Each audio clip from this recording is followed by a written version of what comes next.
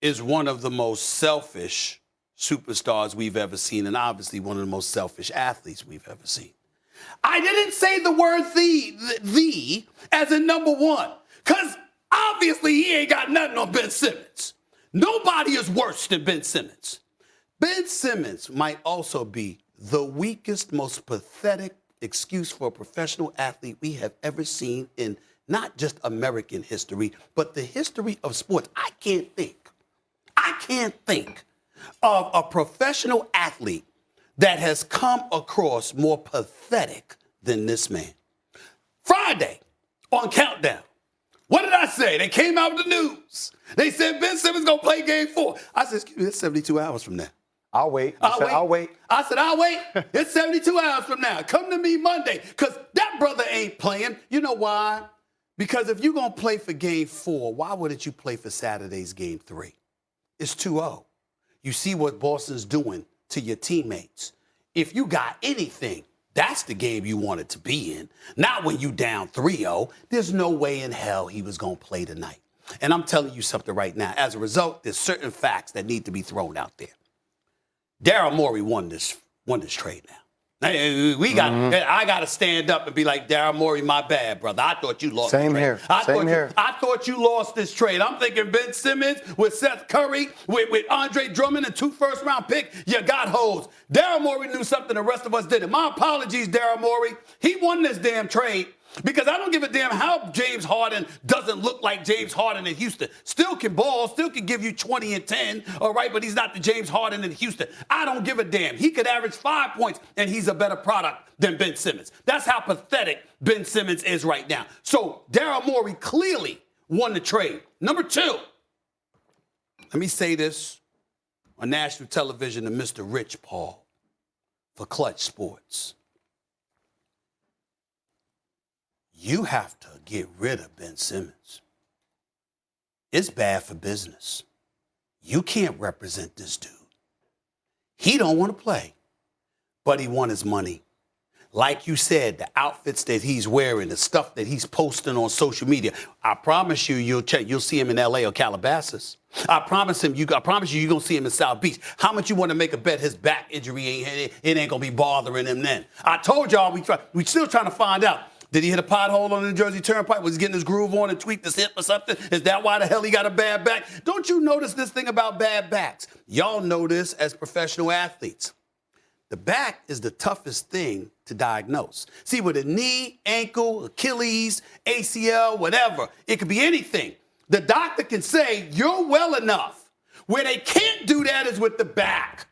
Anybody that's in sports in any capacity knows that. You can't diagnose what's going on with somebody's back, but so much. You're literally at the mercy of the player.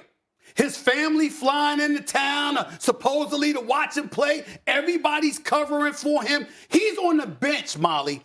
Green one day, I tell you. Orange the next, got on pink shades, looking like Zoolander and all of this other. I mean, you can't make this up. You can't make this up. I mean, this brother he'll put Fabio to shame. I mean, you got to be kidding me. This is what the hell he has done. And got the nerve knowing he hasn't played any NBA minutes this year more than me or you, or Molly for that matter. Got the audacity to be filing a grievance to recoup $20 million. And he's showing up on the practice court, or he's showing up and warming up. When he didn't throw a pass. You know why he did that, guys? Because that means he still gets his money. He's a participant. He's trying. He's a disgrace. Enough's enough of this. And the fact is that this dude is robbing money and is stealing money rather. And when the NBA has their collective bargaining negotiations and they go to the players and they start talking about pay for play because you ain't gonna be able to get this money any longer while you sitting out and refusing to play. And you can try to hold out if you want to. There's only a few of y'all that's making those mega dollars. They can talk about the average salary in the NBA is over $10 million. Well, you got cats making 45 to 50 million, and then you got cats making a few $100,000. There's a huge discrepancy there. And you take away the few marquee players, and it ain't like that. You think you can sit out all you want to. The owners are coming.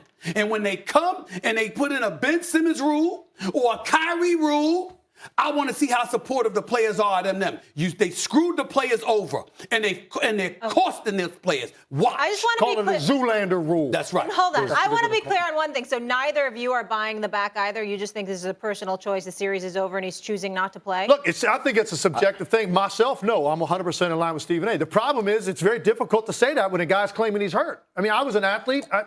Some days I might have been feeling something, and people don't believe you if you're not playing well and you're dealing with an injury. It's tough. When a guy says he's hurt, it's tough to flat out definitively say 100% you are not hurt. It comes down to just based on your observations of what a guy I want to ask Jay, too, though, because I know where you are. You're not buying it. No, but hold on. You are big on receipts. So is Jay. I will remind you, Ben Simmons quit on LSU. He didn't really quit on LSU. Listen.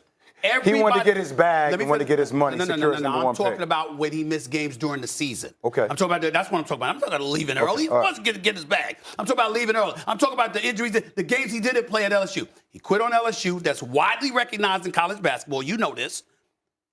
Most people believe he quit on Philly.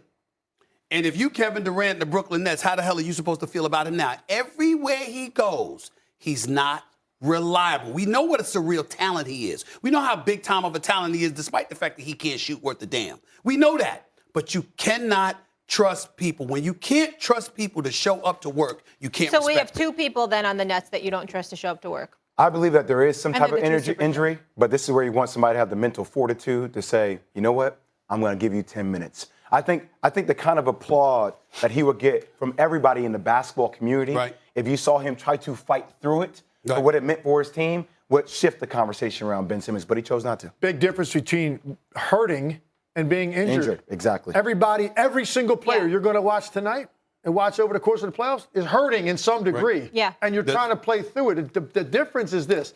There was a time when a guy would say, if I'm an 18-8 guy, but you know what? I can only give you like 12 and 5. I'm going to give you 12 and 5. Yeah. Right. Problem is now, guys go out and they're like, I am not coming back on the court until I'm 18-8 again. That's right. And that's what 100%. We sit there and look at a guy like Ben Simmons and say, man, you don't think if he can move length against a Jason Tatum, you could help us right now. Yeah. Exactly. There's a book that's out. It's a bestseller.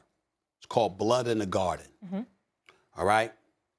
In the book, there's a story that's being told about Pat Riley. He was the coach of the New York Knicks.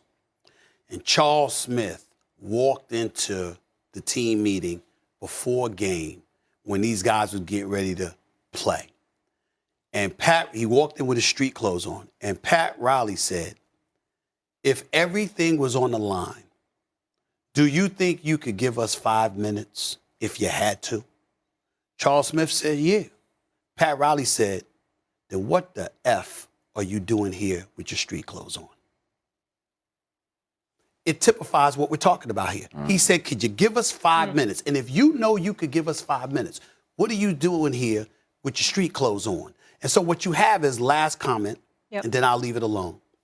Back in the day, you had dudes who were playing, and they were looking to make the bag, make the paper, while in the same breath building the NBA brand. You got guys today that are getting paid high 8, 9-figure salaries, literally. And they're saying, I want to make sure I'm okay so I can get the next bag, the next contract. That's the difference in today's culture. And more so than ever before, when you take into account the pandemic and how it's ravaged folks financially, I have been covering the NBA for 28 years. I have covered like 4 collective bargaining negotiations because I was covering it before I was covering the NBA in 1995. I have never, ever seen the owners more committed to addressing something as committed as they are to addressing these brothers' willingness to miss games.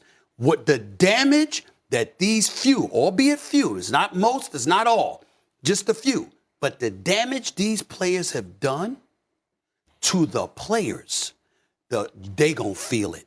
The owners are coming, the league is coming, and I, for one, don't blame them one damn bit. It is a travesty what just a few of these players have done to damage this sport, and they're going to pay for it. You can book it. All right. Great conversation, Jay Will. Molly. I won't wear my rose-tinted Stop. glasses. And You wear whatever you I want. won't bring my Louis back. You're here. You're showing up. You're fine. You got Celtic green on. No, I know that. I know you got Celtic You green know on. what? I'm just going to lay low. Molly trying to floss a little bit. And she got Listen, she's like, what's the problem with Ben Simmons flossing? I mean, what's the problem? I'm just messing with you guys. It's all about fairness, playing a little devil's advocate. And listen, I like to dress. Still to come on First do I. Take, Can't you tell? Celtics, Bucks, and Heat are dominating in the postseason. But who's the real beast in